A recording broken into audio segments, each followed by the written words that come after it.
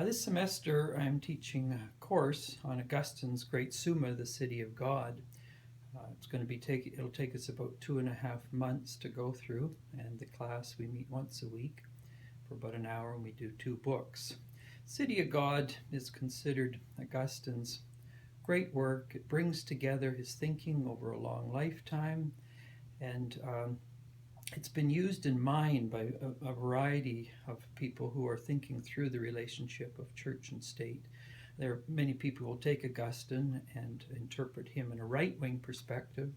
There's others who interpret him in a left-of-center perspective, and the sensible center also interprets Augustine. And the City of God is the mother lode from which they draw. Now, what is the roots of the City of God? What's its historic context? Why did Augustine write this work? Most know Augustine, if they've read much of Augustine, through Confessions. That's Augustine in midlife stride, talking about his journey to Christianity, and it's sort of like, in one sense, C.S. Lewis is Surprised by Joy. That's what that is to Lewis. Confessions is to Augustine. City of God, though, comes at the end of Augustine's life. Augustine grew up in today what we would call Tunisia or Algeria, northern Africa. And he came at the end as Rome was collapsing as an empire. Rome had moved from a republic, increasingly so, to an imperialistic country. It spread its reach out throughout the world. And as Rome spread, as we know from, for example, when Rome was in Palestine, those who dared to oppose Rome were put on crosses, particularly if they were seen as political dissidents. And so from Italy, Rome spread to Africa, it spread to India, it spread to Europe, and wherever it went, it conquered, set up colonies, it took resources, and inevitably, when any empire does that, resentment sets in for the colonized people. Rebellion sets in for the colonized people. If you happen to live in Rome and were protected by the Centurion Guard or by the Roman military, there was affluence, there was wealth, there was prosperity, there were the games, there was the entertainment, there was peace, there was Pax Romana, the great peace of Rome. It was peace for the Romans, not necessarily peace for those they conquered or colonized. And so what happens historically when an empire, what they call, reaches a state of imperial overstretch, inevitably there's going to be opposition, there's going to be resistance. We know that. Most people who are coming from, say, a biblical tradition know that from how the Zealots opposed Rome, the hit-and-run acts of the Zealots in terms of attacking Rome, attacking those who were occupying Palestine. Well, the same thing was happening in Europe. So you had the Goths, the Visigoths, the Vandals, the Huns. Most of us, when we hear those words, they're negative words because they're seen through Roman imperial eyes. Now, if you happen to be a Hun, a Goth, a Visigoth, you would have been a people who had been colonized by Rome. Roman occupation would have set in.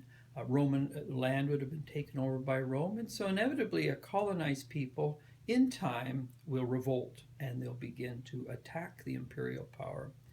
Now, Augustine lived at a period of time in which Rome had reached its apex and was beginning to decline. It was the autumn years of Rome, and what was happening, just as is happening in the United States today, just as is happening in Europe. You're having the Muslims inevitably coming in to Europe, to the United States. They feel they have been colonized, their land has been taken over, their resources have been mined, and first world dominance has controlled them, and now they're beginning to fight back. This was no different than in Augustine's time when the Goths, the Visigoths, the Vandals, the Huns, they were coming in and threatening Romans, just as the Muslims are threatening Americans today. That age of peace, security, predictability is over, and the castle is being invaded, as it were. Now, City of God is written at a period of time in which the dominance of Rome in Europe was coming to an end. They were coming through the Italian peninsula. Rome had fallen. And the next area where Rome was going to fall was northern Africa, where Augustine was, the aging Augustine. And the argument that was launched against the Christians was that Rome was falling because Christianity had come to dominate and undermine the martial virtues of Rome, the military virtues of Rome. Um, and Augustine is going to argue that's not the case. He's going to argue, in fact, that Rome has fallen because of internal corruption and imperial overreach.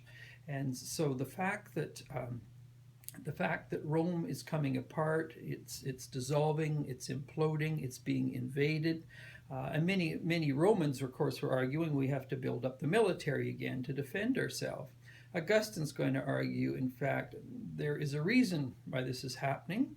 It's the boomerang effect. Anytime an empire stretches beyond where it should, it's engaged in injustice, it's engaged in warlike attitudes, it's hawkish, you're going to get a response back. And so the City of God is Augustine arguing that, in fact, the reason Rome has persisted so long is because of the integrity of Christians. And if it had not been for Christianity, in fact, Rome would have collapsed by the 1st or 2nd century. And he's then going to argue the differences between the city of man, what motivates the city of man, an empire or a republic, and how is the city of God motivated? What's the difference between cupiditas and caritas?